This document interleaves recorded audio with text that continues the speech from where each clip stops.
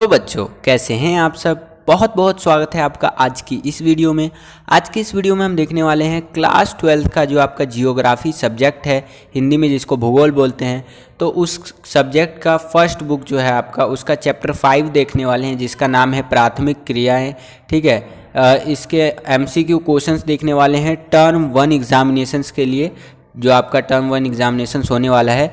तो चलिए वीडियो को शुरू करते हैं। तो पहला क्वेश्चन देखिए बच्चों, पहला क्वेश्चन आप अपनी स्क्रीन पर देख पा रहे होंगे कि निम्नलिखित में से कौन सी एकल कृषि नहीं है। एकल कृषि का मतलब होता है जो एक खेत में एक ही प्रकार का कृषि हो। मतलब फॉर एग्जांपल ये एक मान लीजिए खेत है, ठीक है, और इसके अंदर ये छोटे छोटे जो मैं डॉट डॉट डॉट लगा रहा हूँ, मतलब बिंदु जो लगा रहा हूँ, ये मान लीजिए फसल है। ठीक है, अब ये फसल मान लीजिए, इस फसल को हम लोग वाई मान लेते हैं। क्या मान लेते हैं? वाई। ठीक है, तो ये अगर इस खेत, पूरे खेत के अंदर अगर ये वाई फसल ही अगर हम लोग बोएंगे, वाई को भी हटा दीजिए, मान लीजिए आलू मान लीजिए। ठीक है, तो इस पूरे खेत में अगर हम लोग आलू को बोएंगे तो वो एकल कृषि कहलाएगा।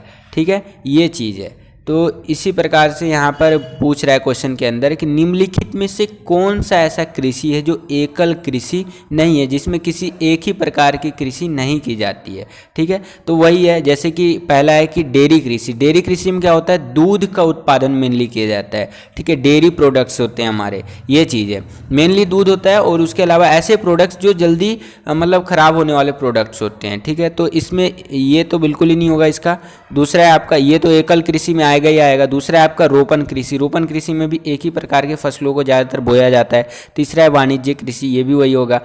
चौथा वाला इसका ऑप्शन सही होगा। ये मिश्रित कृषि के अंदर ना, एक खेत के अंदर कई सारे जो फसल होते हैं उनको बो दिया जाता है, तो ये मिश्रित कृषि एक तरह से कहलाता है। और भी चीज़ें उसके अंदर इंक्लूड होता है, जैसे कि उसके अंदर पशुपालन भी किया जाता है। ठीक है, यही चीज़ है। मतलब कहने का मतलब है केवल कई सारे फसलों को ही नहीं बोया जाता है, और पशुपालन भी हो गया आपका, डेयरी कृषि भी ले लेते हैं उसके अंदर, यानी मिश्रित कृषि के अंदर कई सारे काम ना एक साथ करने लग जाते हैं। ठीक है, तो ये फोर्थ वाला ऑप्शन आपका सही होगा। आगे चलते हैं बच्चों, अगला प्रश्न देखिए। दूसरा प्रश्न क्या पूछ रहा है हमसे? दूसरे प्रश्न के अंदर पूछ रहा है कि ट्रक कृषि किसे कहते हैं। आई नो आप लोग सोच रहे होंगे कि ट्रक कृषि क्या होता है। चार ऑप्शन यहाँ पर भी दिया है मैंने आपके लिए। पहला है आपका कि ट्रक कृषि के अंदर कृषि करने को कहते हैं, मतलब ट्रक के अंदर कृषि करने, यानी ट्रक के अंदर ही मिट्टी उट्टी डाल के खेती होती करने को कहते हैं ट्रक कृषि, तो ये तो बिल्कुल गलत है। दूसरा है आपका ट्रक में मिट्टी लोड करने को ट्रक कृषि कहते हैं, ये भी गलत है। तीसरा है आपका सब्जियों को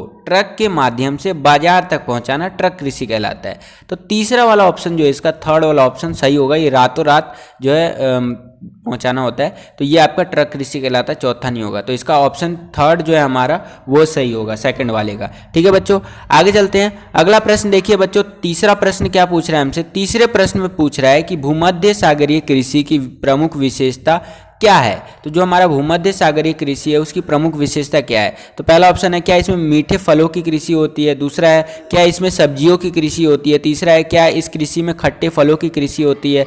और चौथा है इसमें इनमें से कोई नहीं। तो इसका जो सही उत्तर है ये थर्ड वाला होगा। इसके अंदर खट्टे फलों की जो है सो की कृषि होती है, जैसे अंजीर वगैरह हो गया ना, ये सारी चीज़ें। ठीक है, तो आगे चलते हैं। अगला प्रश्न देखिए बच्चों, फोर्थ क्वेश्चन जो है सो कि हमसे क्या पूछ रहा है? फोर्थ क्वेश्चन में पूछ रहा है कि रोपण कृषि की शुरुआत किन लोगों ने की थी आपका। तो पहला है भारतीय लोगों ने की थी, दूसरा है अमेरिकी लोगों ने की थी, तीसरा है पाकिस्तान ने की थी, चौथा है यूरोपीय लोगों ने की थी। तो इसका सही उत्तर है कि रोपण कृषि की जो शुरुआत है वो यूरोपीय लोगों ने की थी आपका। ठीक है बच्चों, आगे चलते हैं। अगला प्रश्न देखिए बच्चों, अगला प्रश्न क्या पूछ रहा है हमसे?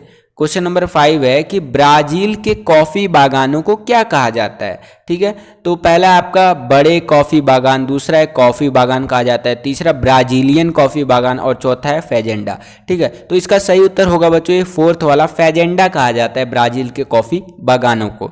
ठीक है, आगे चलते हैं। अगला प्रश्न देख लीजिए बच्चों, छठा प्रश्न जो है सो कि हमसे क्या पूछ रहा है? तो छठे प्रश्न के अंदर पूछ रहा है कि आर्थिक क्रिया किसे कहते हैं।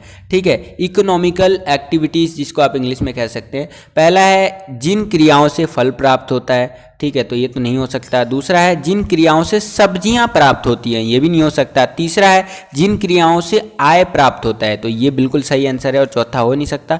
तो ये जो आपका ये थर्ड वाला ऑप्शन है कि जिन क्रियाओं से आय यानी कि धन प्राप्त होता हो, ये कह सकते हैं आप, वो आपका कहलाता है आर्थिक क्रिया। ठीक है बच्चों, आगे चलते हैं, अगला प्रश्न देख लीजिए बच्चों। 7वां प्रश्न क्या पूछ रहा है हमसे। 7वां प्रश्न एक बहुत ही कह सकते हैं इंटरेस्टिंग क्वेश्चन है कि कुत्तों का उपयोग बोझा ढोने वाले पशुओं के रूप में किस देश में किया जाता है। क्या पाकिस्तान में किया जाता है, अफगानिस्तान में किया जाता है, या फिर आर्कटिक और उप उत्तरीय ध्रुवीय क्षेत्रों में किया जाता है, या इनमें से कोई नहीं। तो इसका सही उत्तर ये थर्ड वाला होगा, आर्कटिक और उप उत्तरीय ध्रुवीय में क्षेत्रों में किया जाता है, यानी कि आर्कटिक और उप उत्तरीय ध्रुवीय क्षेत्र जो होते हैं उनमें किया जाता है। ठीक है, आगे चलते हैं। अगला प्रश्न जो है आपको कमेंट करके बताना है मुझे। जो जब सबसे पहले कमेंट करेगा उसका कमेंट में हार्ट का सिंबल दूंगा। राइट आंसर होना चाहिए, एक भी मात्रा इधर उधर नहीं होना चाहिए। कि निर्वाह कृषि को कितने प्रकारों में बांटा जाता है बताना है आपको कमेंट करके। ठीक है, तो ये आप कमेंट करके बताइए। आगे चलते हैं, 9वां प्रश्न देखिए बच्चों। 9वां प्रश्न क्या पूछ रहा है हमसे कि लाल कॉलर श्रमिक किसे कहते हैं। लाल कॉलर श्रमिक आपने पढ़ा होगा, तो किसे कहते हैं। पहला है जिनका कार्य क्षेत्र जो होता है ना वो घर के बाहर होता है, यहाँ भर लिखा है लेकिन इसको आप घर समझ लीजिए, घर के अंदर होता है। दूसरा है आपका कि जिन कार्य क्षेत्र मतलब जिनका कार्य क्षेत्र जो है सो कि घर के अंदर होता है। कार्य क्षेत्र मतलब जहाँ वो काम करते हैं। मान लीजिए एक मजदूर है तो उसका कार्य क्षेत्र घर के बाहर है। दूसरा है जिनका कार्य क्षेत्र घर के अंदर है। तीसरा है जो काम ही नहीं करता, बेरोजगार है, अनएम्प्लॉयड है। ये चौथा है इनमें से कोई नहीं। तो इसका सही उत्तर होगा ये सेकंड वाला, जिनका कार्य क्षेत्र यानी काम करने का जो क्षेत्र होता है वो घर से बाहर होता है ना, वो आपका लाल कॉलर श्रमिक कहलाते हैं आपके। ठीक है, आगे चलते हैं बच्चों। अगला प्रश्न देखिए, इंपॉर्टेंट क्वेश्चन है ये कि पुष्प उत्पादन में विशिष्टीकरण रखने वाला यूरोपीय देश का नाम बताना है। क्या वो नॉर्वे है, स्वीडन है, ठीक है, या फिर नीदरलैंड्स है, या अफगानिस्तान है। यहाँ पर आप देख सकते हैं। तो इसका सही उत्तर बच्चों ये थर्ड वाला ऑप्शन होगा। नीदरलैंड्स जो है पुष्प उत्पादन में कह सकते हैं एक विशेष स्थान रखता है। और वो कौन सा पुष्प है यानी फूल है आपका, उसका आंसर आपको कमेंट करके बताना है कि वो किस पुष्प में कह सकते हैं जो कि आपका स्पेशलिस्ट है या फिर एक अच्छा स्थान रखता है। आगे चलते हैं बच्चों, 11वां प्रश्न देखिए। खनन कार्य को प्रभावित करने वाले कारकों को बताना है। क्या करना है आपको, कमेंट करके बताना है। ठीक है, ये क्वेश्चन भी आपको कमेंट करके बताना है मेरे बच्चों। ठीक है मतलब मेरे स्टूडेंट्स जो भी आप ये वीडियो देख रहे हैं। आगे चलते हैं, अगला प्रश्न देखिए। 12वां प्रश्न क्या पूछ रहा है हमसे। 12वां प्रश्न पूछ रहा है कि डेयरी कृषि में किस प्रकार की कृषि की जाती है।